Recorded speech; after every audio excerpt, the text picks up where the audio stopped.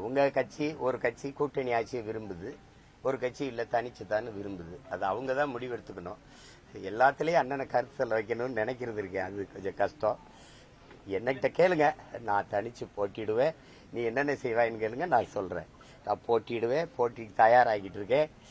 இவங்கெல்லாம் தேர்தல்னு அறிவிக்கிறதுக்கு முன்னாடியே நான் பாதி வேலையை முடிச்சு களத்துல போய் வேலை செய்ய தொடங்கிடுவேன். சின்னத்துக்காக காத்திருக்கேன், வந்தோடனே இறங்கிடுவேன். அப்புறம் நீங்க அதுக்கப்புறம் இந்த கேள்வியை கேட்க மாட்டீங்க, அண்ணன் நீங்க தரிசுதா போட்டிடுவீங்களா அப்படி கேட்க மாட்டீங்க. வேற ஒவ்வொருத்தரா அதுவா தனித்துங்கிற வார்த்தையை தவிர்த்துருங்க.